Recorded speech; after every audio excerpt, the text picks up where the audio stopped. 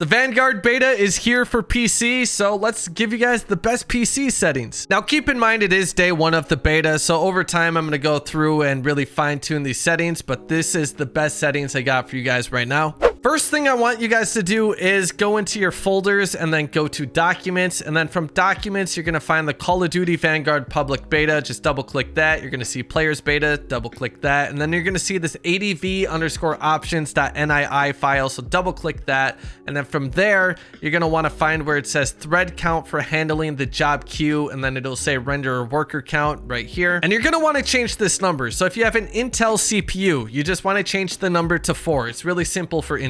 If you have an AMD CPU, you want to put this number to half the amount of cores you have. So if you have a CPU with 16 cores, you put 8. If you have a CPU with 12 cores, you put 6. If you have a CPU with 8 cores, you put 4. But if you have anything less than 8 cores, you're just going to put 4 here. So if you have a 6-core CPU, don't put 3, put 4. Anything 8 or less, you want to put 4 right here. Doing this is a pretty easy FPS boost, so definitely do that. And then once you're done, make sure you just save the file, and then you can close out of that. Once you're done with that, just go to your search bar and you're going to type in graphics settings and open that up. And all you got to do here is turn on the hardware accelerated GPU scheduling, and then you can close out of that. Otherwise, all the Windows settings and NVIDIA control panel settings from the last video are exactly the same. So if you followed my last video, you don't have to change anything. Keep in mind though, when you do update your graphics card drivers, that you are going to have to go through your NVIDIA control panel settings again. So I'll link that last settings video down in the description, just in case any of you guys are new here. Follow the Windows settings in that video if you haven't done all of that yet, and then come back to this video and we'll get to the in-game graphics settings.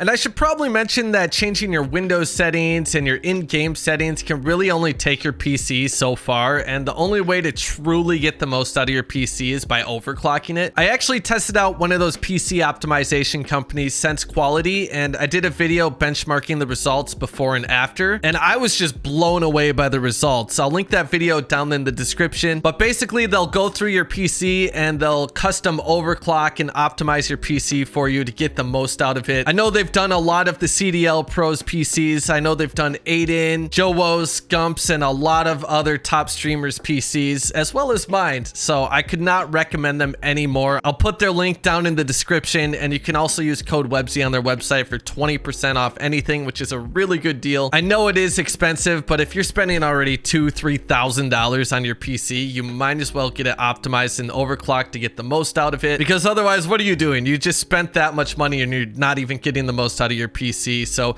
again, use code Webzy on their website for 20% off anything. So get your PC custom overclocked and optimized. I know there's going to be people out there who say, oh, you can just look up a video on how to overclock your system. While yeah, you could do that, a lot of times following those videos will just completely break your PC, because you need to just customize it for your PC, and that's what they'll do for you. These guys are just some wizards with PCs. I could not recommend them anymore. All their info will be down in the description, and again, use code Webzy for 20% off anything on the website. But let's just get into the in-game settings. Starting with display mode, as always, I recommend full screen. You're going to get the least amount of input lag with that. I know a lot of people who stream or tab out a lot, they like to run full screen borderless, which is fine, but keep in mind you're getting a little more input lag, and whether that's noticeable or not is debatable, but I really highly recommend just playing in full screen. Make sure you do have your correct monitor and refresh rate selected here, and then VSync, we want this off as always. This is going to minimize the input lag again. For frame rate limit, I have this set to unlimited because I want to squeeze as many frames as possible out of my PC. If you are using G-Sync, you're going to want to go into the show more here and then change it to custom, and you're going to want to set your FPS to 3 below whatever the refresh rate of your monitor is. So for example, if you're playing with a 144 Hz monitor and you are using G-Sync, you're going to want to set it to 141. If you're using 240 Hz, you do 237. But for the rest of us who aren't using G-Sync, I'm just going to set this to unlimited, and then I'm going to minimize that. And then for NVIDIA Reflex low latency, we want this on enabled. Display resolution, just make sure your correct display resolution is selected here. For your display gamma, you want this at 2.2 for the majority of you guys. Some of you guys might be playing on a TV for whatever reason, and if you are, you could try setting this to 2.4, but I would just recommend doing doing 2.2. Focus mode, we have this turned off. This is for people who have the super ultra widescreen displays. And I don't have one of those. I don't have any experience with one of those, but if you do have one of those monitors, you could try checking this on and see how that works for you. For display adapter, just make sure your graphics card is selected here. And then we're going to scroll down to on-demand texture streaming, which I have turned off. It's going to be downloading textures in the background, and we don't really want that because maybe that could cause a little bit of lag. Moving on from there, we're going to be going back up to this tab here for the quality tab, and under resolution, we're going to want this set to 100.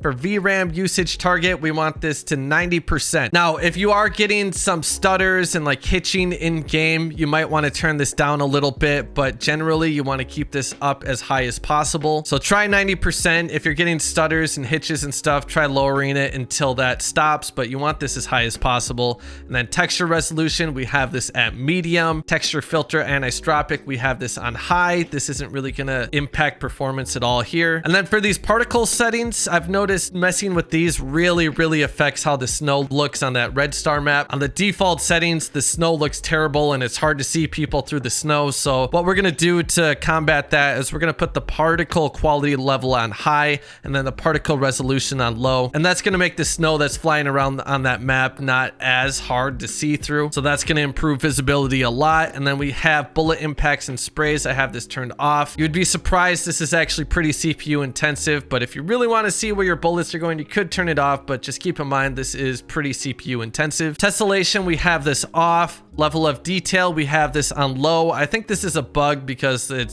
has the exact same setting twice, but we have it on low. Volumetric quality level, this is actually supposed to be on low. I had it on medium there, but put that on low. Shadow map resolution on low. And then the sun shadow cascades, we want this on low. And then the cache spot shadows, we want this on, as well as the cache sun shadows, we want that on as well. And then the spot cache size, we want this off. Same thing as Warzone, you want both these cache spot shadows and cache sun shadows on. That's going to improve performance. Scrolling down, we got the spot shadow quality, which we want on low.